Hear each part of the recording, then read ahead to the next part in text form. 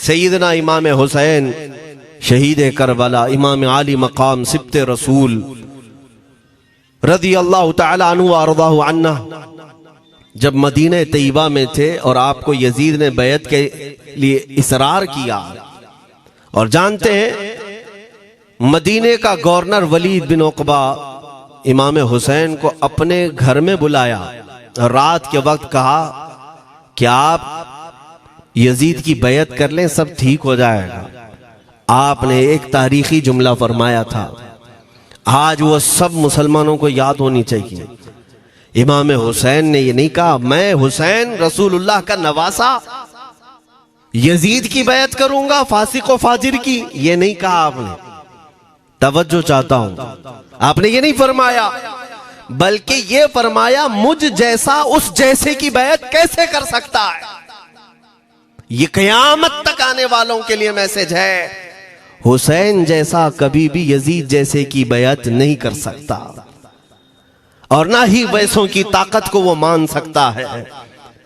और अल्हम्दुलिल्लाह हमारी माओ ने बचपन से हमें हुसैन को ही सुनाया है, यजीद को नहीं।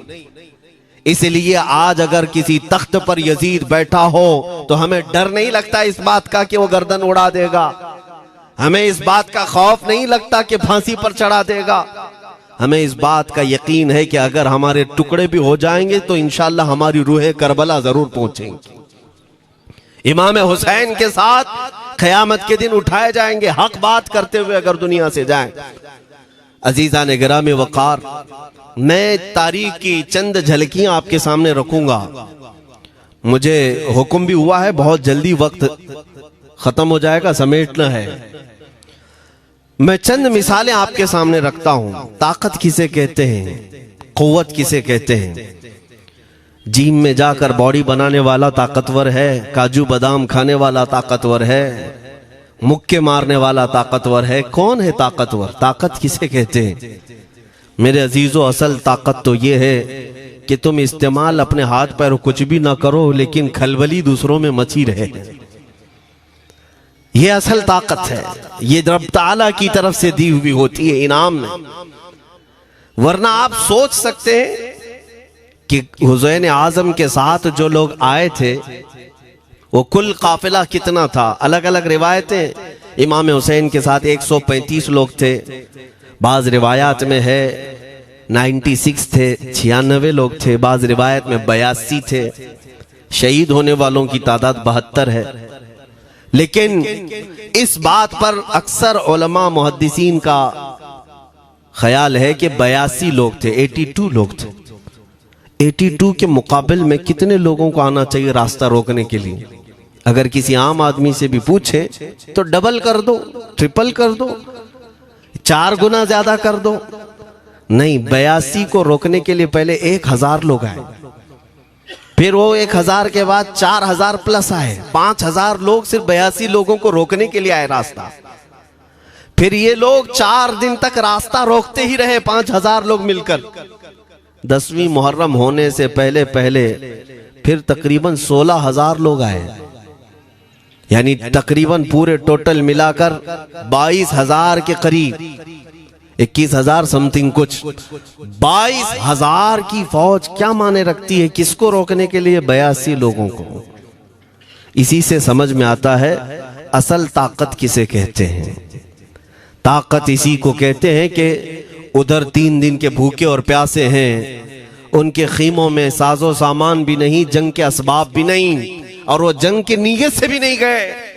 उसके बावजूद 22000 के सीनों में जो खलबली मची है, दुनिया इसी को समझ नहीं पा रही है।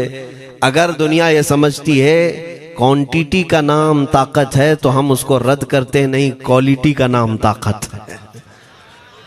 ईमान ये असल ताकत है। और एक तारीखी बात मैं आपके सामने रखता हूं।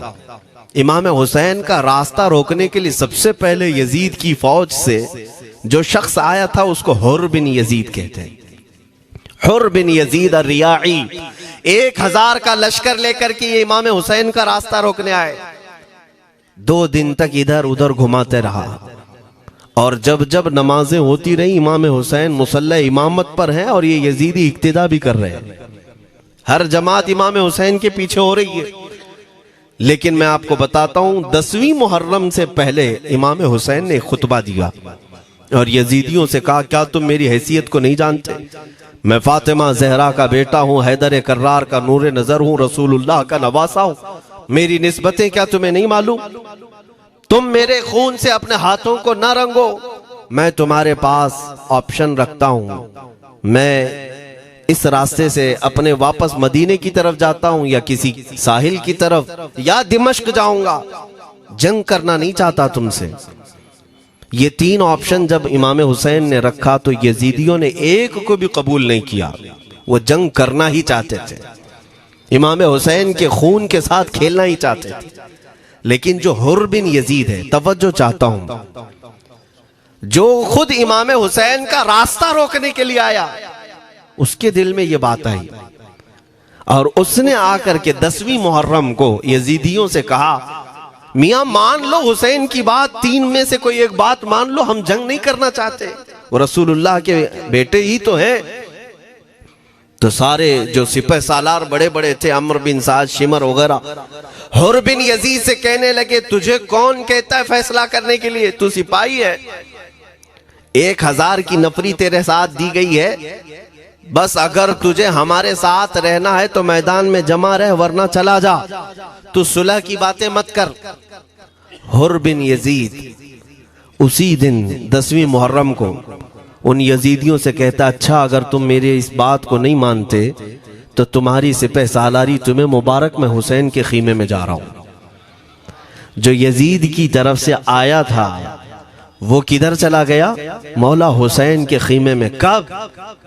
सिर्फ 10वीं मुहर्रम, एक रिवायत में 9वीं मुहर्रम को, एक दिन पहले इमाम हुसैन के खीमे में आया, दस्तबोसी की, माफी मांगी और इमाम हुसैन ने कहा, अब तुम जा सकते हो अपने घर। हुर बिन यजीद ने कहा, मैं उस वक्त तक अब आपका साथ नहीं छोड़ूंगा जब तक मेरे जिस्म में आखिरी सांस बाकी रहे, मैं आपके साथ रहूंगा। अब इमाम हुसैन की वफादारी में आने वाला कौन था? इसलिए मैं आपको एक चीज दे जाता हूं मेरे अजीजों, अल्लाह अज़्ज़ वजल की कुदरत के फैसले हैं, वो जब चाहता है कहीं से भी किसी को हिदायत अता फरमाता है। वो बातिल कुव्वतों के मौजूद पलने वाला बच्चा भी कभी रब तबारक व तआला हिदायत देता है, उसे आलिम बनाता है, और कभी काबे की छांव में पलने वाले को मौला अबू जहल भी बनाता है, गुमराह कर देता है। हुर बिन यजीद मौला हुसैन के पास आ गए। जो बात मुझे कहनी है उसके लिए मुझे इतना वाकया बयान करना पड़ा है।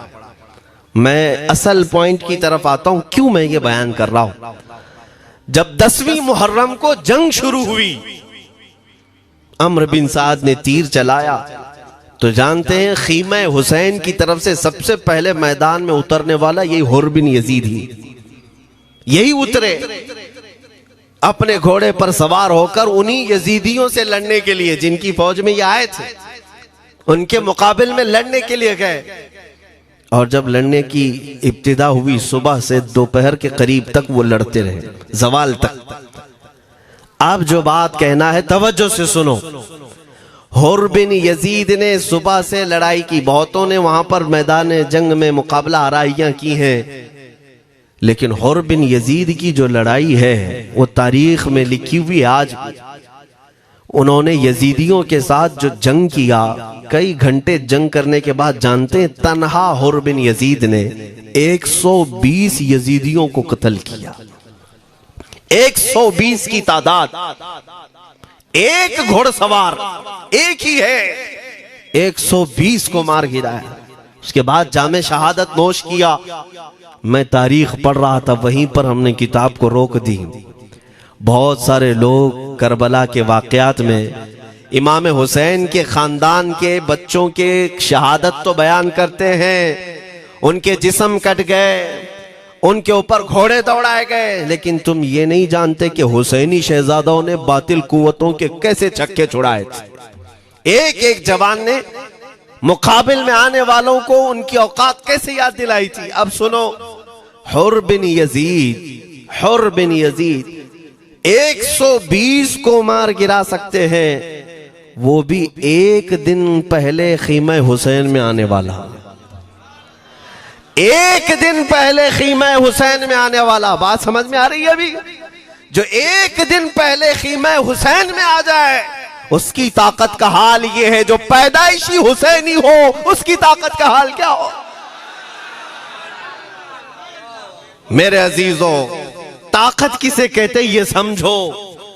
यह और बात है कि लोगों को अपनी ही औकात मालूम नहीं, अपनी हैसियत मालूम नहीं है। होता क्या है मैं आपको बताऊं। अल्लामा अब्दुल मुस्तफ़ा आज़मी साहब ने एक बड़ी प्यारी बात लिखी है। वो गुजरात के हालात बहुत अच्छी तरह से जानते थे। आपने एक बहुत अच्छी बात लिखी जो हमारे तमाम चीजों से या आज के जमाने में ये चीज मैच होती है। एक ताजिर तिजारत करने के लिए निकला, उसके पास कुछ कीमती हीरे थे, कीमती हीरे थे, और वो हीरों की तिजारत करता था और एक चोर उसके पीछे पड़ गया। और वो चोर रोजाना वो चोरी करने के चक्कर में रहता था कि जब रात को ये ताजिर सोए तो मैं ये हीरे निकाल लूंगा। लेकिन 2-3 दिन जब जब वो ताजिर सोता था वो पूरे हीरे चेक करता था, कहीं नहीं मिलते थे। थक गया चोर। 3 दिन के बाद उस ताजिर को उसने पूछा, चोर ने कहा कि तुम हीरे रखते कहाँ हो? दिन भर तो तुम्हारे पास होते, रात में कहाँ जाते? तो उस ताजिर ने कहा, अकल का अगर तू इस्तेमाल करता तो तुझे बात समझ में आती। रोजाना मैं तेरे ही जुब्बे में रात को ये हीरे रखकर खुद सो जाता था। वो अपना नहीं तलाश करता, इसका तलाश करता। बिला तशबीह हो बिला तमसील। मेरे अजीजों, तुम्हारे पास जो ताकत है तुम्हें उसका अंदाजा नहीं। तुम जो मोहब्बत मुस्तफ़ा सल्लल्लाहु अलैहि वसल्लम की शमा अपने सीने में रखते हो, मौला करीम का वादा है तुम्हारे साथ, काना हक्कन अलैना नस्रुल मोमिनीन। रब ताला फरमाता हमने अपने ऊपर लाजिम कर लिया है कि ईमान वालों की मदद करें। और हमने मदद देखी है, रब ताला की मदद देखी है। आज के इन हालात में मुझे बताओ, भौंकने वाले भौंक ही रहे हैं, बाकी तुम्हारा क्या बिगाड़ लिया, क्या तुम्हारा खराब किया? बस ये है कि तुम अपने अंदर खलबली मत मचाओ और ज्यादा खौफ और हिरास में मत जियो। अल्हम्दुलिल्लाह मुसलमान हैं, मोमिन हैं, किसी चोर कौम से तुम्हारा रिश्ता नहीं है।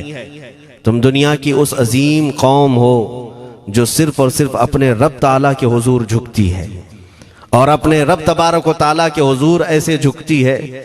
मैं चैलेंज के साथ कहता हूं, पूरी दुनिया में कोई कम्युनिटी, कोई कौम ऐसी नहीं है जो अपने खुदा को देखने के बाद ही झुकती है। जिसकी भी जाओ उनके खुदाओं की तस्वीर वहां पर सामने होती तभी झुकते हैं। वो चाहे ईसाई हो, यहूदी हो, कोई भी हो, उन्होंने कोई ना कोई या मूर्ति बनाई है या तस्वीर बनाई है, तब वो झुकते हैं। तन्हा तुम ईमान वाले हो जो आज तक अपने खुदा को देखा नहीं लेकिन हर दिन सजदा करते हो, तुम्हारा ये ईमान है। और कुरान में शुरू में ही अल्लाह ताला ने जो तारीफ फरमाई सूरह बकरा में, युमिनून बिल गैब, अल्लाह फरमाता है ये वो लोग हैं जो गैब पर ईमान रखते हैं, देखा नहीं। और दुनिया में करोड़ों मस्जिदें होंगी, किसी मस्जिद में अल्लाह की तस्वीर है? किसी मस्जिद में? और या तुम्हें सलातो सलाम पढ़ने के लिए मेरे आका की तस्वीर देखने की जरूरत है? यही तो तुम्हारा ईमान है मेरे अजीजों। मेरे आका को हमने दिल में बसा रखा है, और जब हुजूर पाक की याद आई, बगैर तस्वीर देखे हम खड़े हो जाते हैं। और उनकी मोहब्बत वैसी होती है, हमें किसी तस्वीर और मूरत को देखने की जरूरत भी नहीं होती। तुम्हारी खुसूसियात बहुत हैं। अल्लाह रब्बुल इज्जत ने तुम्हारी पेशानियों को महफूज रखा है, किसी अहरे गैरे के सामने झुकने नहीं दिया। पेशानी मुकद्दस है तुम्हारी। हाँ, ये तो नहीं है कि तुम किसी दरख्त पर भी चले जाओ, पत्थर पर भी चले जाओ, चूहे पर भी झुक जाओ, सांप पर भी झुक जाओ, नहीं है।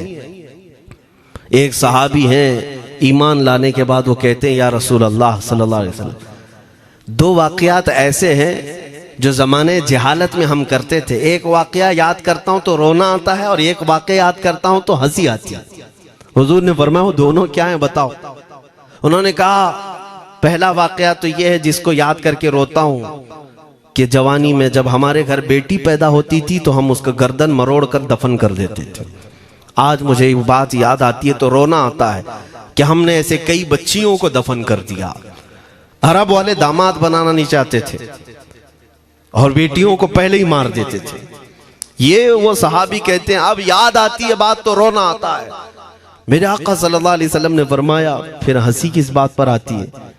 कहते हैं जमाने जहालत में हमारे खुदा जो होते जिनकी हम इबादत करते थे तो जब सफर में जाना होता था तो आटा गूंद करके खुदा बना लेते थे, क्योंकि सफर में जाना है और हर जगह उनको साथ में रखना था खुदा को। वो साहब ही कहते हैं सफर के खुदा और होते थे, हवा का अलग, पानी का अलग, मिट्टी का अलग, सब लेकर के चलते थे।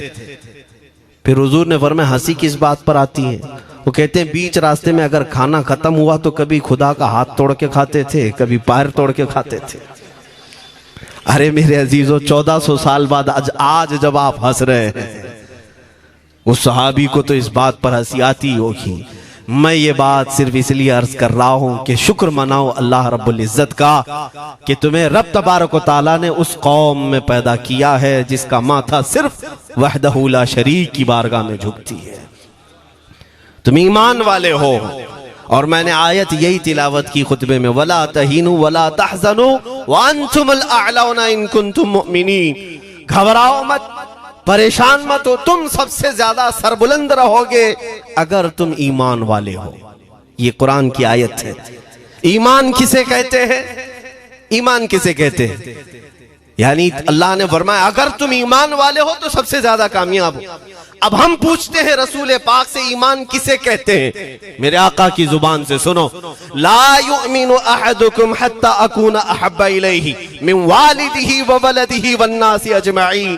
हजरत अनस से रिवायत है, हुजूर पाक सल्लल्लाहु अलैहि वसल्लम फरमाते हैं तुम में से उस वक्त तक कोई कामिल ईमान वाला नहीं हो सकता जब तक अपने वालिदैन, अपने बच्चे, अपने और सारे इंसानों से ज्यादा मैं उसके नजदीक महबूब ना बन जाऊं। हुजूर से कामिल मोहब्बत जब तक ना करोगे तब तक ईमान भी कामिल नहीं है। खुलासा कलाम यही है कि मोहम्मद से वफा तूने तो हम तेरे हैं, ये जहां चीज है क्या लौह कलम तेरे हैं। बस इसी बात पर आपको आना है। इकबाल भी ये कहता है मैं जर्मनी गया, यूरोप का सफर किया, वहां की तरक्कियों को देखा और वो लोग बहुत आगे बढ़ रहे थे। मैं इसीलिए सफर किया कि मैं वहां तहकीक करके आऊं, देखूं, अपनी कौम को आकर के मैं बताऊं मुसलमानों को कि किस फील्ड में तुम जाओगे तो कामयाब होंगे। साइंस में, फिजिक्स में, ज्योग्राफी में, केमिस्ट्री में, मैथ्स में, कौन सी फील्ड में तुम जाओगे तो ज्यादा माहिर होगे। कई साल इकबाल ने वहां की खाक छानी, तहकीकात किया और वापस जब आया अपनी कौम की तरफ, अल्लामा इकबाल कहते हैं मैं सारी दुनिया वहां की यूरोप की छान करके आया, यही देखने गया था कि मेरी कौम किस मैदान में उतरे तो कामयाब होगी।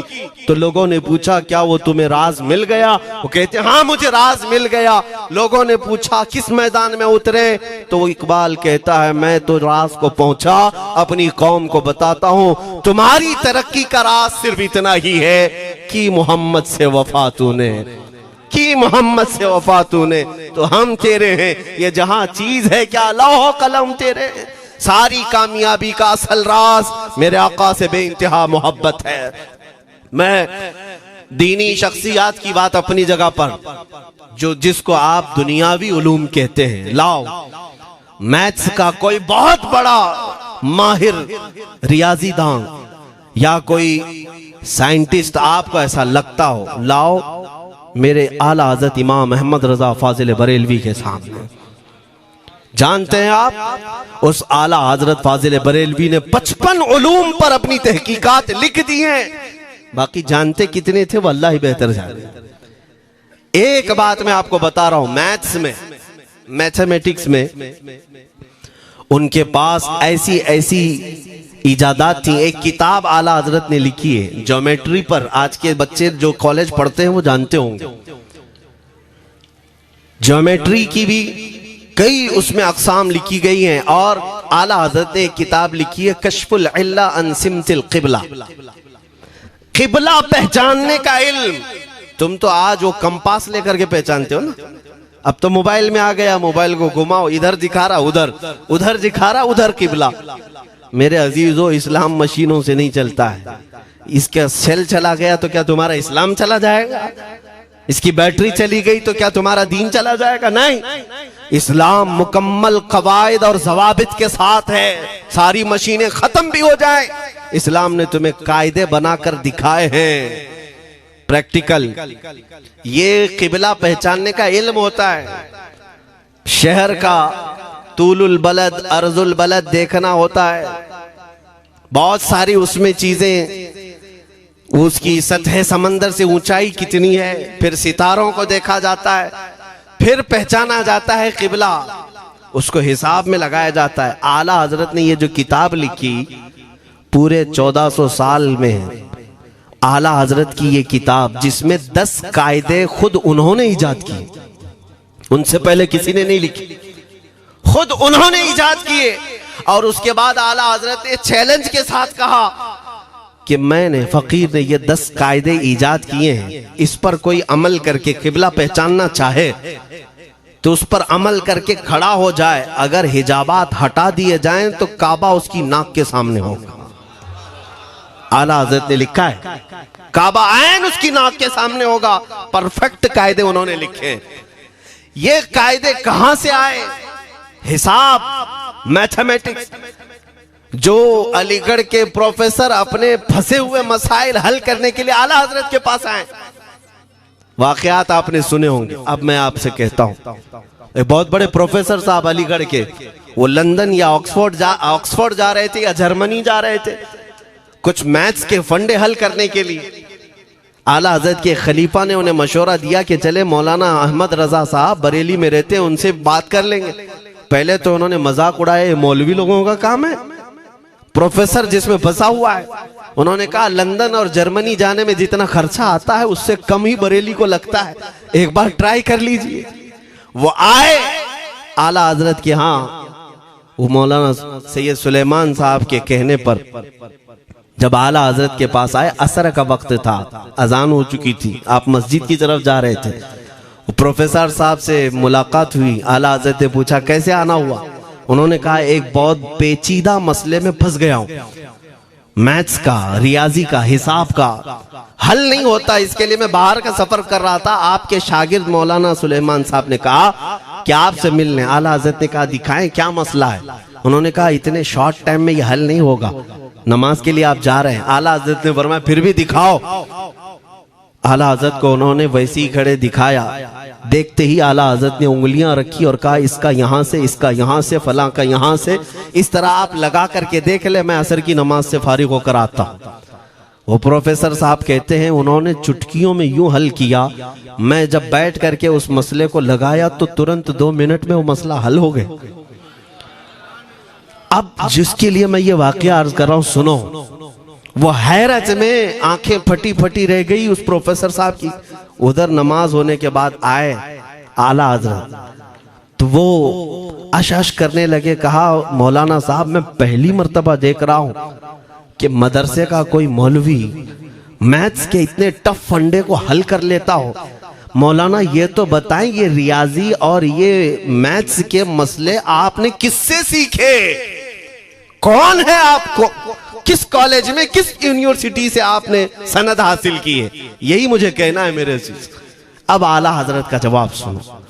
कहते हैं जनाब मैंने अपने वालिद से सिर्फ प्लस माइनस और मल्टीपल के मसले सीखे, जमा, नफी और ज़रब हमारे वालिद साहब ने बस इतना ही सिखाया। और उस वक्त बचपन में मुझे मंतिक, फलसफा, ये सब किताबें पढ़ने का शौक था। मैं हिसाब के, ज्योमेट्री के ये किताबें लेकर बैठा। मेरे वालिद आए, देखा, पूछा अहमद रजा क्या पढ़ रहे हो? मैंने दिखाया ये मंतिक है, फलसफा है या हिसाब की किताबें हैं। मेरे वालिद ने वो किताबें अपने हाथ में ले ली और कहा, जा रसूलुल्लाह की हदीसें पढ़, सदक़े में सारे इल्म दे दिए जाएंगे। आला हज़रत फरमाते हैं, उसके बाद मैंने अपनी जिंदगी मेरे मुस्तफ़ा के कदमों में लगा दी। ये जो आप देख रहे हैं ये मेरे मुस्तफ़ा के कदमों से छनकर मुझे मिला है। बस बात समझ जाओ, ताकत इसी को कहते हैं। नबी पाक सल्लल्लाहु ताला अलैहि वसल्लम से बेइंतहा मोहब्बत करने वाला वो दुनिया के किसी मैदान में भी तन्हा नहीं होता, तन्हा नहीं होता। अजीजा ने गिरामी वक़ार, मैं इस बात की तरफ आपको ले जाता हूँ। एक सहाबी हजरत सलमा बिन अकवा रदियल्लाहु ताला, इनको राजिलु रसूलिल्लाह कहा जाता है। हुजूर सल्लल्लाहु अलैहि वसल्लम के ऐसे सिपाही जितने गज़वात में गए, जितनी जंगों में गए, कभी घोड़े पर नहीं बैठे, पैदल। और वह ऐसा पैदल चलते थे कि कोई घोड़ा भी उनके साथ नहीं पकड़ पाता उनको जब वो भागते थे। घोड़ा भी अपनी तेज रफ्तारी के बावजूद उन्हें नहीं पकड़ पाता। उनको लक़ब मिला था राजिलु रसूलिल्लाह, चल करके सफर करने वाला रसूलुल्लाह का सिपाही। एक बार ऐसा हुआ, एक बनु कार्रा का शख्स जिसका नाम अब्दुर्रहमान है, ये मुनाफिक था, खबीस था। इसने तकरीबन 400 लोगों को जमा किया, अपने हम मिजाज लोगों को, और मदीने पर रात के वक्त एक बगीचे पर हमला किया, पूरे बगीचे को आग लगा दिया। और उसके बाद फिर जो खजूरें थी वहां से सब लूट लिया, लूट करके अपने घोड़ों पर रख लिया और निकल पड़ा। उस वक्त सिवाय हजरत सलमा बिन अकवा के कोई नहीं था। उधर 400 लोग लूट मार कर रहे हैं और खजूरें जमा कर रहे हैं, और ये तन्हा साहबी। इस साहबी का हाल ये है, घोड़ा भी नहीं होता था कभी नहीं। अब इनको जलाल आया कि मेरे मुस्तफ़ा के शहर की एक खजूर भी मैं बाहर जाने नहीं दूंगा जो चोरी करके जा रहा है। उसके बाद आपने पीछा करना शुरू किया। और हकीकत देखें, आप जब हदीस पढ़ेंगे, आला हजरत ने अल मलफूज में भी इसको नकल फरमाया। जब तक मैं ये हदीस पढ़ रहा था, इतनी हंसी भी आती है और उनकी इस बहादुरी पर दिल खिल जाता है और सीना चौड़ा होता है कि वो अकेले किस बात पर भाग रहे थे। उनके पीछे 400 लोगों के पीछे भाग रहे। अच्छा, कोई ये कहे कि नादान आदमी है, 400 लोगों को नहीं देख रहा, अकेला भाग रहा है। हो सकता है इनको कोई कह दिया हो, लेकिन मुझे हैरत उन 400 पर हो रही है जो एक से डर के भाग भी रहे थे। वो भी भाग रहे हैं, एक दौड़ा रहा है और 400 भाग रहे हैं। वह अब्दुर्रहमान कार्रा का रहने वाला कारी भागा जा रहा है और सबसे कह रहा है, सलमा बिन अकवा से अपनी अपनी जान बचा लो। इसीलिए मैं कहता हूं ये बुज़दिल कौमें हैं, मेरे मुस्तफ़ा के गुलामों का मुकाबला करने की सकत नहीं रखती, जिसके सीने में इश्क़ मुस्तफ़ा हो। 400 भागते रहे और ये भगाते रहे बहुत दूर तक। जब हज़रत सलमा बिन अकवा भागते थे तो घोड़े भी पीछे पड़ जाते, और आप जैसे जैसे कोई घोड़सवार आता उसकी टांग पकड़कर खींचते और उसकी गर्दन पर पैर रखते, फिर आगे निकल पड़ते थे। न जाने कितनों को उन्होंने तन्हा अपने हाथों से गिराया, कोई मुकाबला करने को तैयार नहीं। गिराते भी हैं और उनकी गिरी हुई खजूरें जमा भी करते हैं कि मुझे मदीने वापस ले जाना है। उस सहाबी को मैं पढ़ता हूं, अजीजा ने गिरामी खजूरें जमा करते रहे और उन्हें भगाते रहे। आखिर में वो 10-10 की टुकड़ियों में बदल गए। वो अब्दुर्रहमान कार्रा का रहने वाला कहने लगा, एक साथ मत भागो, ये अकेले सबको भगा रहा है। 10 इधर जाओ, 10 उधर जाओ, 10 उधर जाओ। जालिमों, पलट कर मेरे मुस्तफ़ा के गुलाम का मुकाबला करके देखते हैं, लेकिन किसी से नहीं हुआ। वो पहाड़ की चोटियों में चले गए। हज़रत सलमा बिन अकवा पहाड़ पे भी चढ़ने लग गए। तो अब्दुर्रहमान कार्रा वो कहता है वहीं से चीख करके, सलमा बिन अकवा तुमको क्या चाहिए, क्यों पीछा कर रहे हो? कहा, मैं शहरे रसूल की एक खजूर भी जब तक तुम्हारे पास होगी पीछा करता रहूंगा। उसने वहीं से अपने सारे साथियों को पुकार कर कहा, सारे लोग खजूरें फेंक दो, अपनी जान बचा लो। सबों ने खजूरें दे दी। हजरत सलमा बिन अकवा पूरी खजूरें जमा की है, कितनों को रोनते हुए वापस आने लगे। जानते हैं, एक सहाबी और है हजरत अबू कुतादा, जिनको फारिसु रसूलिल्लाह कहा जाता है। उनका घोड़ा दौड़ता हुआ, उनको दौड़ाता हुआ हजरत अबू कुतादा उस पर हैं और 10 लोग और साथ हैं। वो हजरत सलमा बिन अकवा की मदद के लिए आ गए। जब वो आए तो ये अक्सर को तो गिरा चुके थे, खजूरें ले भी चुके थे। हजरत अबू कुतादा 10 सहाबा के साथ जब आए, हजरत सलमा बिन अकवा की और मदद हो गई। अब ये मदीने आने लगे तो तवज्जो चाहता हूं। हजरत सलमा बिन अकवा ने पूछा, मैं तो अकेला दौड़ा रहा था, कोई मुझे न देखा था, न ये वाकई की किसी को खबर थी, तुम यहां तक कैसे आए? तुमको किसने भेजा मेरी मदद के लिए?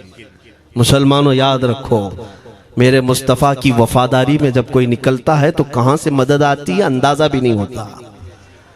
हजरत सलमा बिन अकवा ने उनसे पूछा, अबू कुतादा से, तुम आए कैसे? हजरत अबू कुतादा ने जो जवाब दिया वो और ताज्जुब का था। कहा, हमने नहीं देखा, हमको मालूम भी नहीं तुम किसके साथ गए हो, हमें ये वाकया भी नहीं मालूम, लेकिन हम अपने खीमे में बैठे थे, हमारा ये घोड़ा दौड़ता हुआ है, ये घोड़ा दौड़ता हुआ आया और दोनों पैर बार बार उठा करके हिनहिनाने लगा। मेरा घोड़ा ऐसा कभी करता नहीं, वो जिहाद में जाने वाला घोड़ा है, फरमाबरदार है। अबू कुतादा ने उसको सहलाया, लेकिन फिर भी वो खामोश नहीं हुआ। हजरत अबू कुतादा कहते, मैं पहचान लिया, वो अपनी पीठ पर मुझे सवार करना चाहता है। मैं इसकी पीठ पर बैठ गया। मेरे साथी भी ताज्जुब में थे, इतनी वक्त गुजर जाने के बाद घोड़े को न भूख लगी है न प्यास लगी है, ये कहां ले जा रहा है? अबू कुतादा कहते, ये घोड़ा है जो तुझ तक हम सबको ले आया है। हजरत सलमा बिन अकवा ने कहा, हाँ मुझे याद है, जब मैं उन 400 को दौड़ा रहा था तो तुम्हारा घोड़ा मुझे देख रहा था। पता ये चला दुनिया का हर जानवर भी मेरे मुस्तफा का वफादार है। अगर तुम नबी पाक सल्लल्लाहु अलैहि वसल्लम की इज्जत व हुर्मत के लिए उठते हो तो चूंटियां अपने सुराख में तुम्हारे लिए दुआ में मशगूल हो जाती हैं, मछलियां पानी में तुम्हारे लिए दुआएं करती हैं। अजीज़ान गिरामी वक़ार, आज मैं अपने जुमलों को समेटते हुए ये बात कहता हूँ, धोराजी की सरजमीन मैंने कभी सुना नहीं या कभी आपसे मुलाकात नहीं की, लेकिन इतना बड़ा मजमा हमें जो सुनने के लिए बैठा है, लोग मुसाफे के लिए आए, फूल हार पेश किए, टूट पड़ते हैं मुलाकातों के लिए। मैं अक्सर जलसों में भी और अपने प्रोग्रामों में ये कहता हूँ, मुझे जो आप इज्जत की निगाह से देखते हैं या मिलना चाहते हैं या देखना चाहते हैं या सुनना चाहते हैं, तो वो इसलिए नहीं है कि किसी बाप का, बड़े बाप का बेटा है या किसी सियासी पार्टी का नेता है। आपकी जो मोहब्बत है वो सिर्फ इसलिए है, ये नाज ये अंदाज हमारे नहीं होते, झोली में अगर टुकड़े तुम्हारे नहीं होते, या रसूल अल्लाह, जब तक के मदीने से इशारे नहीं होते, रोशन मेरी किस्मत के सितारे नहीं होते। जो कुछ भी इज्जत मिली है हमें आज, वो किसी और सलाहियत की वजह से नहीं। साफ मैं बता देता हूं, मैं मुकर्रिर आदमी नहीं, मैं खतीब आदमी नहीं, मैं वो शोलाबार मुकर्रिर नहीं हूं कि जिनकी तकरीरों से लोग बहुत ज्यादा नफा उठाते हो। मैं तो तालिब इल्म आदमी हूं। मेरे आका सल्लल्लाहु ताला अलैहि वसल्लम के लिए इतनी वफा करना जानता हूं कि मैंने यह अहद कर लिया है, मेरे जिस्म में जब तक खून बाकी रहेगा, एक भी सालिम कुत्ता मेरे आका की तरफ उंगली भी उठाए, हम अपनी गर्दन भी निछावर करने को तैयार रहेंगे। मेरे आका सल्लल्लाहु ताला अलैहि वसल्लम के लिए कुर्बानी का जज्बा है, इसलिए मेरे आका ने ये इज्जत अता की है। फिर मुझे ये कहने का हक भी है, जब तक बिके न थे तो कोई पूछता न था, या रसूल अल्लाह तुमने खरीद कर हमें अनमोल कर दिया।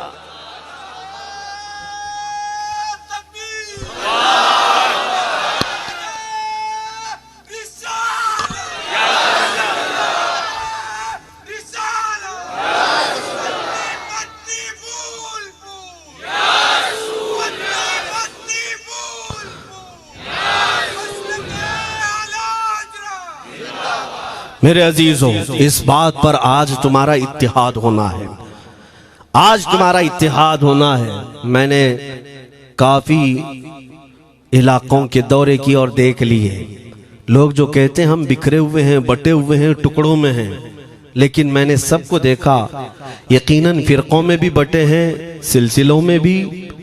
हालांकि सिलसिलों में इख्तिलाफ होना नहीं चाहिए, जो सलासिल हक्का हैं वो सब मदीने तैयबा की नहरें हैं, इख्तिलाफात नहीं, लेकिन उसके बावजूद बटे हुए लोग हैं। एक दूसरे से मुसाफा नहीं करना चाहते, एक दूसरे के पीछे नमाजें नहीं पढ़ना चाहते, जो खाली सुन्नी होकर भी, ईमान वाले होकर के भी। मैं बहुतों से ये शिकायतें सुना कि हम में बहुत सारे इख्तिलाफात हैं, लेकिन इसका हल तकरीरें हैं, तहरीरें हैं, लोगों को समझाना है, इस्लाह करना है, सब करके देख लिया। लेकिन एक बात मैंने खुद प्रैक्टिकल देख लिया कि 1000 टुकड़ों में क्यों न बटे हों, लेकिन मेरे मुस्तफ़ा का नाम आ जाए तो हर कोई मुत्तहिद नजर आता है। ये हमने देख लिया है, ये हमने देख लिया है। किसी भी पीर से बैत क्यों ना हो, मैं दूसरों की बात नहीं करता, लेकिन मैंने पूरे हिंदुस्तान के कोने कोने में देखा है जाकर के, किसी भी सुन्नी सहीहुल अकीदा पीर से बैत क्यों ना हो, अगरचे उसके आपस के झगड़े हों, लेकिन हमने एक मजमे में मुझे सुनने वालों को, ऐसे इख्तिलाफ वालों को भी देखा, दोनों सुन रहे हैं, लेकिन जब हमने पूछा मेरे मुस्तफ़ा करीम की इज्जत पर बात आए तो तुम में से कौन खड़ा हो सकता है, हर इख्तिलाफ रखने वाला भी ये कहता है, या रसूल अल्लाह, ये जिस्म भी तुम्हारा, ये जान भी तुम्हारी, करूं तेरे नाम पे जान फिदा, न बस एक जान दो जहां फिदा, दो जहां से भी नहीं जी भरा, करूं क्या करोड़ों जहां नहीं। ये हर एक का नारा है। इससे पता ये चला कि आज तुम सबको अगर कोई चीज जोड़ सकती है तो नाम मोहम्मद है, मेरे मुस्तफ़ा करीम सल्लल्लाहु अलैहि वसल्लम की मोहब्बत है। गुंबदे खजरा की छांव में सबको जमा करो, इंशाअल्लाह अज़ीज इत्तिहाद बरकरार रहेगा। असल की तरफ नजर रखो, बादशाह की तरफ नजर रखो। बाकी जितने वली हैं, जितने पीर हैं, सब वजीर हैं, सब वजीर हैं। बादशाह सिर्फ मेरा मुस्तफ़ा है। नबी पाक सल्लल्लाहु ताला अलैहि वसल्लम को हम शहंशाह तस्लीम करते हैं। लिहाजा अगर बादशाह की तरफ नजर होगी तो तुम्हें शैतान ये इस तरह की लड़ाइयों में नहीं रखेगा, वो कामयाब नहीं हो सकेगा। तुम सबका मिशन अगर मेरे मुस्तफ़ा की इज्जत और उनकी नामूस हो जाए, हुजूर अकरम सल्लल्लाहु ताला अलैहि वसल्लम की तरफ हमने देखा है बड़े बड़े इख्तिलाफात खत्म हो जाते हैं। हजरत अबू ज़र ग़िफ़ारी, हजरत बिलाल हबशी, दोनों में झगड़ा हो गया था, तकरार हुई। हजरत अबू ज़र ग़िफ़ारी ने सिर्फ हजरत बिलाल को गुस्से में आकर कहा, काली औरत के बेटे, या इब्न उम्मी सौदा। ये तकरार में हो जाता है। हजरत बिलाल को ये बात लग गई, थे तो काले, लेकिन सहाबी ने कहा था काली औरत के बेटे। हुजूर के पास जाकर अर्ज किया, या रसूल अल्लाह, अबू ज़र ने मुझे आज यूं कहा, अबू ज़र ने मुझे आज यूं कहा, काली औरत के बेटे। मेरे आका सल्लल्लाहु अलैहि वसल्लम को जला लाया, बाहर आए, बुलाया, अबू ज़र कहाँ है? आए। हुजूर पाक ने उनको मुखातिब करके सिर्फ इतना फरमाया, अफीकल जाहिलिया, अभी तक तुम्हारे अंदर पुरानी जाहिलियत बाकी है? 3 बार पूछा और उसके बाद मेरे आका चले गए, कुछ नहीं फरमाया। पुराने जमाने की काफिरों की जाहिलियत अभी बाकी है, जो माँ के नाम से लोगों को गालियां देते या पुकारते थे। हजरत अबू ज़र ग़िफ़ारी को इतनी बात लग गई कि मेरे आका मुझसे रूठ गए, मेरे आका के दिल पर यह बात लग गई। तो उन्होंने ये नहीं किया कि देखा जाएगा बाद में क्या होगा, नहीं, सीधे मस्जिद नबवी में हजरत बिलाल को ढूंढने के लिए आए। कहाँ है? हजरत बिलाल मिल गए तो उनका हाथ पकड़ करके लाए। अबू ज़र ग़िफ़ारी जमीन पर लेट गए, सो गए। कहा है बिलाल, मुझे माफ कर दे, मैंने तुझे सख्त जुमला कहा, मुझे माफ कर दे। हजरत बिलाल ने कहा, ठीक है, मैंने माफ कर दिया, हो गई बात। लेकिन हजरत अबू ज़र ग़िफ़ारी ने कहा, नहीं, मेरा दिल इस पर सुकून नहीं मानेगा। एक काम करो ए बिलाल, तुम अपना ये पैर मेरे चेहरे पर रगड़ो, ये तुम्हारा तलवा जिसको मैंने काला कहा था, उसी तलवे से मेरे चेहरे पर तुम रगड़ो, ताकि मुझे मेरी हैसियत पता चल जाए। हजरत बिलाल क्या उनकी बात पर अपना पांव उनके चेहरे पर रगड़ देते? दोनों हाथों से उनको जमीन पर उठाया और सीने से सीना लगाया। कहा है अबू ज़र, कैसी बात करते हो? जिस आका के तुम गुलाम हो, उसी आका का मैं भी गुलाम। मैंने ये तारीख में पढ़ा है, अगर सख्तियों को कोई चीज जोड़ सकती है तो वो मेरे आका की मोहब्बत है और मुस्तफा करीम की मोहब्बत है। तुम्हारे सीने चौड़ा कर देगी, तुम्हारा दिल कुशादा कर देगी, तुम अपनों को एक्सेप्ट करने लग जाओगे अपने नबी की निस्बत पर। हाँ, एक बात याद रखें, मैं ये सिर्फ मेरे आका की निस्बत वालों के लिए कह रहा हूं, बाकी हमारा अकीदा तो ये है, नबी से हो जो बेगाना उसे दिल से जुदा कर दे, पिदर मादर बिरादर जानो माल उन पर फिदा कर दे। हम उसको मानते ही नहीं, चाहे बापों की माँ हो जो मेरे नबी को नहीं जानता, जो मेरे आका की अजमत को नहीं पहचानता, मैं उनके बारे में नहीं कहता। हाँ, हमारे एक उस्ताद बुजुर्ग उन्होंने फरमाया था कि बेटा बात करने का लहजा नरम रखना हमेशा। बहुत सारे लोग हमारी तकरीरों को अभी अभी जो सुनते हैं वो कहते हैं बहुत कड़क बोलते हैं, सख्त बोलते हैं। मेरे अजीजों, पिछले 15 साल से करते हैं हम तकरीरें, अखलाकियात पर, तसव्वुफ पर बहुत सारे नरम अंदाज में गुफ्तगू करने के हम आदी थे। वो सब नहीं देखते, लेकिन जहां हम थोड़ा सा चीखते हैं या गरज के साथ बोलते हैं, वो बहुत जल्दी किसी को लगती है और कहते हैं आप बहुत कड़क लहजे में कहते हो। 90% हमने नरम लहजे में बात किया है, लोगों को अखलाकियात सिखाया है। चोरी, जिना, डकैती, सूद, शराब, इन सब की मजम्मत पर बयानात हमने रिकॉर्ड किए। वो सब नजर नहीं आता, लेकिन सख्त जुमले बहुत जल्दी नजर आते हैं। लेकिन ये मैं क्यों करता हूं वो भी आपको बता दूं। हमारे एक बुजुर्ग उस्ताद ने फरमाया, कहा कि बेटा नरम गुफ्तगू करने की आदत रखना, इसलिए कि मेरे आका सल्लल्लाहु अलैहि वसल्लम की सुन्नत है नरमी से कलाम करना।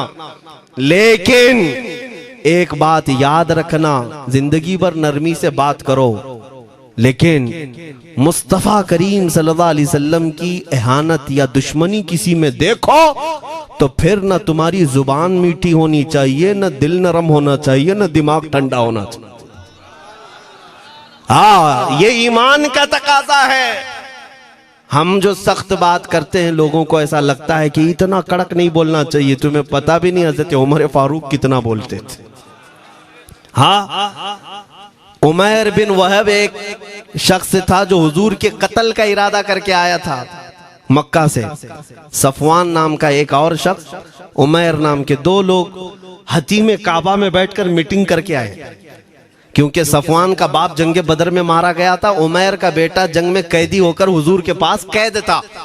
दोनों का प्रॉब्लम सेम था। दोनों लोग हतीम काबा में बैठ करके फैसला करते हैं। सफवान ने कहा मैं तुझे बहुत पैसे दूंगा, एक तलवार को जहर में बुझा कर जाओ मदीने और मोहम्मद का कत्ल करके आओ सल्लल्लाहु अलैहि वसल्लम।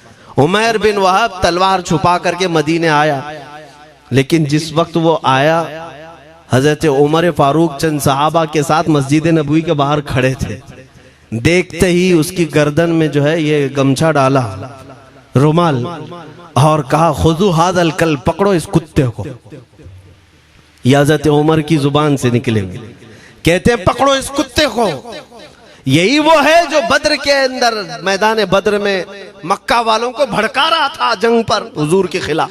यहाँ मदीने में आया है, पकड़ो इसको। हजरत उमर बाहर ही सब कर देते, लेकिन कहा कि मैं हुजूर से पूछ के आता हूँ इसका करना क्या है। मेरे आका के पास गए, कहा या रसूल अल्लाह, वो शैतान कुरैश आया है, कुरैश का शैतान आया है उमैर बिन वहब, और मुझे लगता है वो बुरी नीयत से आया है। हजरत उमर पहले ही भांप रहे हैं, मुझे लगता है वो बुरी नीयत से आया है, क्या करना है आप हुक्म फरमाए। मेरे आका ने फरमाया उमर उसको अंदर ले आओ। उमैर बिन वहब को वैसी गर्दन में वो गमछा डाल के घुमा के अंदर ले आए मस्जिद नबवी में। हुजूर ने पूछा, हजरत उमर से कहा छोड़ दो। जब अंदर आया तो पूछा हुजूर ने, क्यों आए उमैर? अब वो झूठ बोलने लगा, कहा मेरा बेटा आपके पास कैदी है, खैर खैरियत पूछने के लिए आया, और क्या है। मेरे आका ने फरमाया सच सच बताओ क्यों आए हो।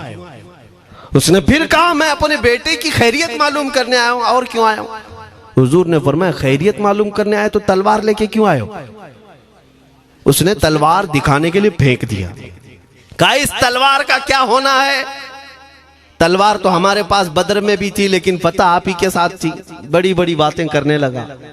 मेरे आका को जलाल आया और कहा उमैर वो बात क्यों नहीं बोलते जो तुम सफवान के साथ काबा के हतीम में बैठकर करके आए हो। मदीने में बैठा रसूल खाने काबा में होने वाली गुफ्तगू को सुन रहा है। दूर और नजदीक के सुनने वाले वो काने लाले करामत पे लाखों सलाम। ये हदीस मौजूद है, सही हदीस है। इसी हदीस के तर्जुमानी करते हुए हम तो ये अकीदा रख ही सकते हैं ना, हम यहाँ से पुकारें वो वहां से सुने, मुस्तफा की समाअत पे। हाँ, ये अकीदा बरेली वाले का जो है वो अपने पेट का अकीदा नहीं, ये सहाबा का अकीदा है। मेरे अजीजों, जब मेरे आका ने फरमाया वो बात बताओ जो हतीम काबा में करके आए हो, अब थर थर थर कांपने लग गया। इससे इस रसूल से क्या छुपाएं जो हतीम काबा में तन्हाई में होने वाली मीटिंग को भी जानता हो। कहा अब मैं क्या बताऊं जब आपको सब मालूम है। अब मैं जो कहना चाहता हूं वो ये है, अशहदु अन्नका मुहम्मदन रसूलुल्लाह, मैं गवाही देता हूं कि आप मोहम्मद अल्लाह के रसूल हैं सल्लल्लाहु अलैहि वसल्लम। ईमान ले आए। अब सुनिए मेरे अजीजों, ईमान लाने के बाद हुजूर पाक सल्लल्लाहु अलैहि वसल्लम ने तलकीन फरमाई कि अब इस्लाम पर कायम रहो, ईमान पर बरकरार रहो। कत्ल करने के लिए आया, मेरे मुस्तफ़ा का गुलाम बन गए। अब उसके बाद हजरत उमर क्या कहते हैं, हजरत उमर जो गमछा गले में डाल के अंदर लाए थे, अब गले में हाथ डालकर बाहर ले जाते हैं। और बाहर जो साथी खड़े थे उन सबको मुखातिब करके कहते हैं, लोगों सुनो। हजरत उमर के अल्फाज सुने, कहते हैं थोड़ी देर पहले ये जो शख्स तुम देख रहे हो, मुझे खिंजीर इससे अच्छा लगता था। अल्लाह, ये लफ्ज भी है, वल्लाही इन्नी लअहब्बु खिंजीरन मिन हाज़ा। कहते हैं कि इससे बेहतर मैं खिंजीर को समझता था क्योंकि ये दुश्मन रसूल था। लेकिन अब सुनो ऐ लोगों, अब मेरे सगे बेटे से ज्यादा मुझको ये अजीज है, इसलिए कि मेरे आका का गुलाम। यही ईमान है, यही ईमान है। अजीजान गिरामी, खुलासा कलाम मेरी बात का यही है, मोहम्मद की मोहब्बत दीन हक की शर्त अव्वल है। इसी में हो अगर खामी तो सब कुछ नामुकम्मल है। इकबाल ने क्या खूब कहा था, अगर पहचानना हो तो मेरे अजीज़ों पहचानो, तुम मेरे आका सल्लल्लाहु अलैहि वसल्लम के कदमों तक अगर पहुंच गए तो यही दीन है। बमुस्तफ़ा बरसा खैश के दी हमाउस, गर्ब उन रसीदी तमाम बुल हबीस।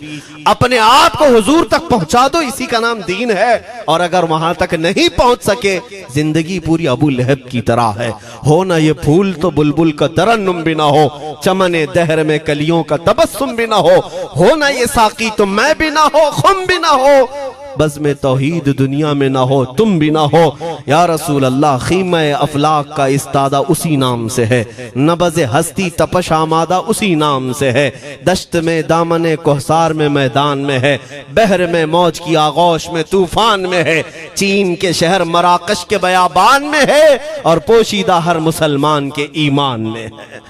वो मेरे आका की जात ही है, हर जगह है, और उसी की तरफ हमें सबको मुतवज्जो होने की आज जरूरत है। ताकत किसका नाम है, मैंने शुरू इसी बात से किया था, इसी पर खत्म करता हूं। ताकत और कुव्वत सिर्फ बॉडी बनाने को नहीं कहते, ताकत और कुव्वत सिर्फ और सिर्फ काजू बादाम खाने को नहीं कहते। ताकत और कुव्वत उसके अंदर है जो देखने को अगरचे कमजोर लगता हो, लेकिन दुश्मनों के सीने उसकी याद से ही आज भी खलबली मच जाती हो।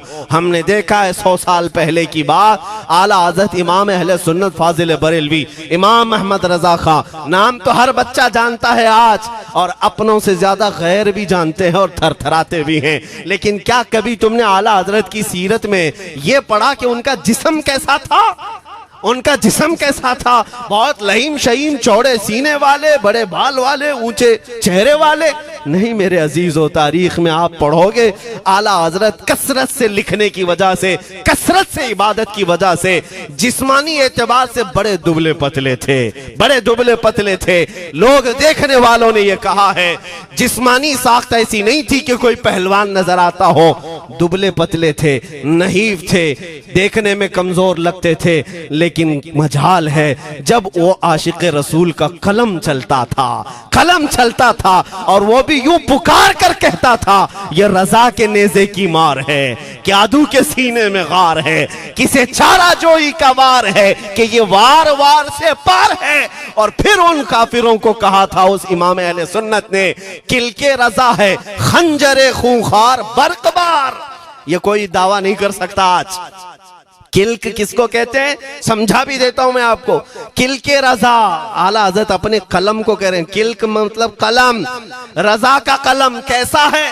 खंजरे खून खार बरकबार, यानी खून पीने वाला खंजर और चमक पैदा करने वाली जो बिजली होती है।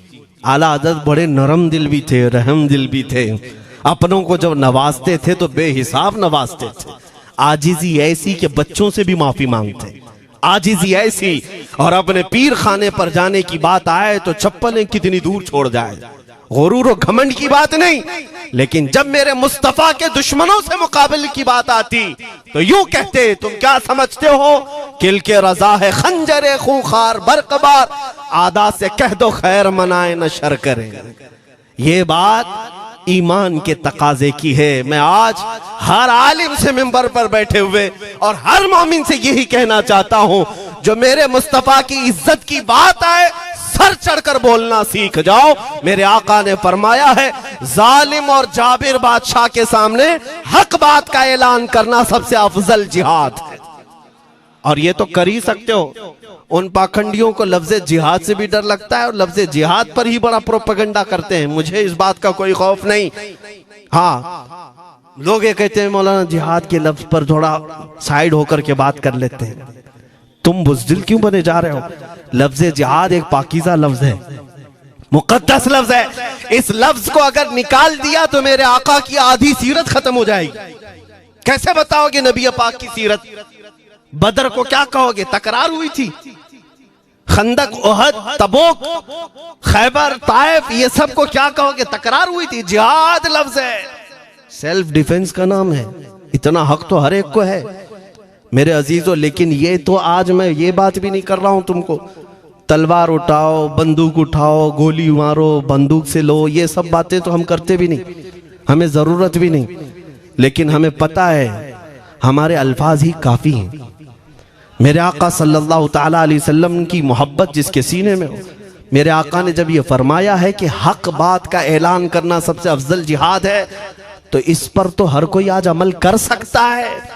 हक बात कहो, मिंबरों से कहो, और ट्रस्टियों से भी कहता हूं उलमा को कहने की आजादी भी दो कि वो बुज़दिल न बनाए, खौफ न रख रजा जरा, तू तो है अब्दे मुस्तफा। एक बात समझ करके चले, हम मुल्क के खिलाफ, कानून के खिलाफ नहीं बोलना चाहते। मुल्क हमारा भी है, देश हमारा भी है, और यहाँ के कवानीन जिस पर हम अमल कर रहे हैं, खुशी से अमल कर रहे हैं। लेकिन इन जालिमों ने क्या बना दिया है, इनके नजदीक देश पूरा मोदी है। हाँ, इन साहब के बारे में मत बोलो, वो देश है। कल को अगर नहीं रहे तो देश चला जाएगा। मेरे अजीजों, किसी व्यक्ति, किसी शख्स की गलत पॉलिसियों पर तनकीद करने का नाम देश के खिलाफ बोलना नहीं है। हम अपने देश से मोहब्बत ऐसी करते हैं, ऐसी करते हैं। आज भी आजादी का दिन है ना, आजादी का दिन है। ये लगे हाथों ये बात कह करके गुजरता हूं। आज भी जाकर के देखें, इंडिया गेट पर सबसे ज्यादा शहीदों के नाम जो लिखे गए हैं वो मुसलमानों के हैं। इनको क्या पता है 1857 से जो अंग्रेजों के खिलाफ लड़ रहे थे, ये लड़ रहे थे। आजादी का परचम सबसे पहले बुलंद करने वाला कोई संगी नहीं था, वो शहीद टीपू सुल्तान था। सबसे पहले तोपमैन हिंदुस्तान का, अंग्रेजों के खिलाफ आवाज बुलंद करने वाला। पूरे अंग्रेज उसके खिलाफ खड़े थे। इनको आज बोलने की तौफीक भी नहीं मिलती। और उसके अलावा वो उलमा की बात कहां चली गई आज? अंग्रेज तारीखदान ने लिखा है कि सबसे ज्यादा हमें खतरा हिंदुस्तान में मुसलमानों से था, और हमने दिल्ली से लेकर कश्मीर तक कोई एक झाड़, कोई एक दरख्त बाकी नहीं था जिसमें हमने एक आलिम को लटकाया नहीं था फांसी पर। जिनकी तादाद गिनी गई है तो तकरीबन 26,000 उलमा को इन्होंने फांसी दी थी, दिल्ली से लेकर कश्मीर तक। मुझे बताओ, जजीरा अंडमान निकोबार में किसको भेजा इन्होंने? मौलाना फजल हक खैराबादी, इनायत अहमद काकोरवी, ये तमाम वो लोग हैं। अल्लामा इनायत अहमद काकोरवी, जिनकी किताब आज तकरीबन हर मदरसे में पढ़ाई जाती है, इल्म उस्सिक़ा। ये किताब यहाँ चटाई पर बैठकर लिखी हुई नहीं, उस जेल की दीवारों पर लिखी हुई किताब। उसको पढ़ करके आज बच्चे आलिम बनते, हम भी पढ़े। ये वो लोग हैं जिनको सिर्फ और सिर्फ हक बात कहने की बुनियाद पर जिंदगी भर जेल में डाल दिया गया। आज ढूंढ करके निकालो मौलाना फजल हक खैराबादी का मजार कहाँ है, और अंडमान निकोबार में। जहां काला पानी की सजा दी जाती थी। किफायत अली काफी का नाम सुना है मेरे अजीजों? ये नाम का जिक्र आना तो हक बनता है आज की रात जरूर। मुरादाबाद शहर का वो आलिम रब्बानी, वो सिर्फ और सिर्फ मुजाहिद आजादी नहीं बल्कि फना फिर रसूल भी था। आप इसी से अंदाजा लगा लें, आला हजरत जैसा आशिक, हदायके बख्शिश लिखने वाला। आला हजरत के अशार तो पता है ना, इमामुल कलाम कहते हैं। आला हजरत की नातों को इमामुल कलाम कहते हैं। सारे कलामों का इमाम आला हजरत की नाते हैं। पढ़ करके देख लो, वजद आ जाए हुजूर की नाते। लेकिन उस आला हजरत से पूछा गया, आप किसकी नाते पसंद करते हैं? आला हजरत फरमाते हैं, मैं सिर्फ दो ही लोगों की नाते सुनता हूं, या तो हसन रजा बरेलवी की या अल्लामा किफायत अली काफी की। आला हजरत जिसकी नाते सुनते हो, इसी से अंदाजा कर सकते हो किफायत अली काफी कौन थे। मैं अक्सर जगहों पर इनका तस्करा करता हूं ताकि बच्चों के जहनों में ये बात मुंतकिल हो जाए। अब मैं आपको बताऊं, उनकी जुबान में अल्लाह ने वो ताकत दी थी कि वो जब इश्क़ रसूल पर बोलते थे तो हजारों का मजमा रोने लगता था, उनकी तरफ आ जाते। और अंग्रेजों को ये बात कतान पसंद नहीं थी। उन्हें कई तरह से गिरफ्तार करने की कोशिश की गई। आखिरकार एक मुनाफिक के जरिए से मौलाना किफायत अली काफी को गिरफ्तार करने के लिए अंग्रेज आए। कितने जानते हैं? 3000 लोग आए एक आलिम को गिरफ्तार करने। हमेशा कुत्ते झुंड में ही आते हैं। हाँ, मॉब लिंचिंग भी जो है ना, कुत्ते झुंड में ही करते हैं। किफायत अली काफी रहमतुल्लाह अलैह को गिरफ्तार करके ले गए दारुल इमारत में। अंग्रेजों ने रात के वक्त किफायत अली काफी के कपड़े खोले और उनके जिस्म पर गर्म स्त्री फेरी। स्त्री से पूरा दागते थे और जब चमड़ी जल जाती थी तो उस पर नमक छिड़कते थे। हफ्ता भर तक अल्लामा किफायत अली काफी को उन्होंने ये दर्दनाक सजाएं दी। बीच में कई मर्तबा उनको सामने ऑफर रखा, तुम बदल लो अपनी बातें, छोड़ दो अपनी इस कौम को वरगलाना, छोड़ दो ये सब जो तुम तकरीरें करते हो, हम अपने हुकूमत में तुम्हें ले लेंगे, वजीफा भी देंगे, ओहदा भी देंगे। किफायत अली काफी रहमतुल्लाह अलैह ने फरमाया, तुम गलत जगह हाथ मारे हो। हाँ, ये वो जगह नहीं है जहां से 500 पाउंड लेकर के कौवा भी हलाल कर दिया जाए, हर चीज जो है तुम्हारे हिसाब की बना दी जाए, ये वो जगह नहीं है। किफायत अली काफी रहमतुल्लाह अलैह ने कहा, मेरा दीन इतना सस्ता नहीं है, इतना सस्ता नहीं है। उसके बाद उन्होंने कहा, तो फिर तुम मरने के लिए तैयार रहो। कहा, खुशी से। 8 दिन के बाद उनको एक चौराहे पर ले जाकर फांसी का फंदा लगाया गया और पूरे मजमे में आपको फांसी के लिए चढ़ाया गया। अंग्रेजों ने पूछा था, कोई आखिरी वसीयत है तुम्हारी, कोई आखिरी ख्वाहिश है तो बता दो लोगों में। फांसी पर चढ़ने वाला ये कहता होगा, मेरी बीवी से मिल लूं, बच्चों से मिल लूं, जायदाद प्रॉपर्टी की वसीयत कर दूं, मेरे बाद कौन बैठेगा वो कह दूं। लेकिन किफायत अली काफी की बात पर कुर्बान जाओ। उस भरे मजमे में कहते, हाँ मेरी आखिरी ख्वाहिश एक ही है, एक बार नाते रसूल पढ़ लो। अल्लाह अल्लाह, एक बार नाते रसूल पढ़ लो। उन्होंने कहा, ठीक है, तुम्हारी इस ख्वाहिश का हम अदब करते हैं, कर लो।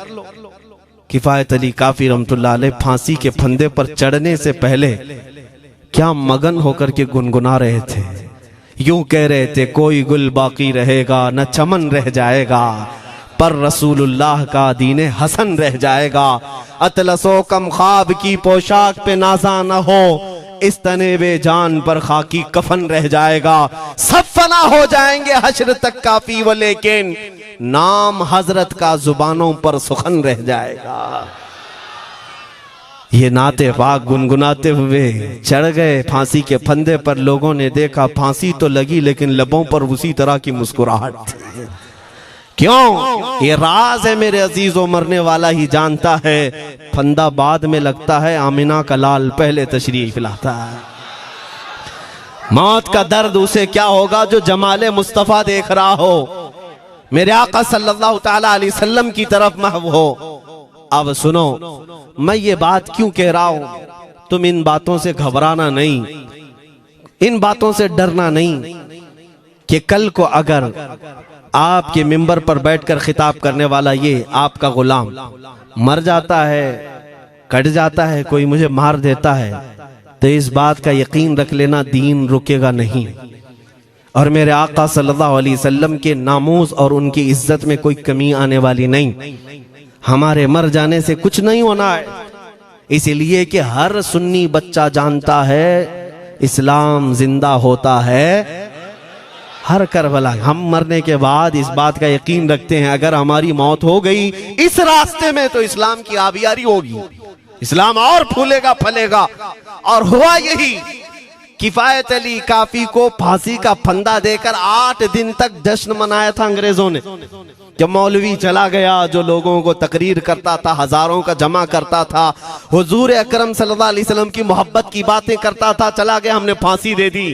लेकिन इन जालिमों को मालूम नहीं मेरे खुदा का कानून क्या है, कुदरत खुदाबंदी का कानून क्या है। मुरादाबाद शहर में ये किफायत अली काफी को 1857 के पहले फांसी दे रहे हैं और उसी साल मुरादाबाद के करीब बरेली शहर में अल्लाह ताला अहमद रजा पैदा कर रहा है।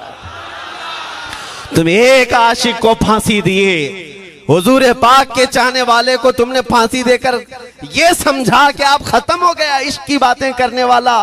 लेकिन कुर्बान जाओ मोहब्बत मुस्तफा पर, मेरा रब ऐसे इन मक्कारों के मकर को फेरता है कि फौरन अल्लाह ताला ने ऐसा आशिक पैदा किया कि फिर बरेली की तरफ से उठने वाली आवाज एक शहर में, एक बस्ती में नहीं, दुनिया के कोने कोने में पहुंच गई। आज 100 साल हो गए उस मर्दे कलंदर इमाम अहले सुन्नत को दुनिया से गए हुए, लेकिन हर मस्जिद की मिंबर और मेहराब आवाज देती है मुस्तफा जाने रहमत पे लाखों सला, शमे बज़ में हिदायत पे लाखों सला। और फिर हमारे बच्चे भी ये आज कह जाते हैं, डाल दी कल्ब में अज़मत मुस्तफा, सय्यदी आला हजरत पे लाखों सला। ये निजाम है मेरे मौला का, एक चिराग तुम बुझाओगे मौला 100 चिराग रोशन फरमाएगा। हाँ इंशाअल्लाह अज़ीज़ इस बात पर हम सबको जमा होना है। अल्लाह करीम हमें हमारी खोई हुई ताकत व कुव्वत अता फरमाए। आप रब तबारक व तआला की बारगाह में ये दुआ करें कि ऐ रब्बे जुल जलाल, जब तक जिंदगी बाकी है मौला मुझे तेरे नबी के वफादारों में शुमार फरमा।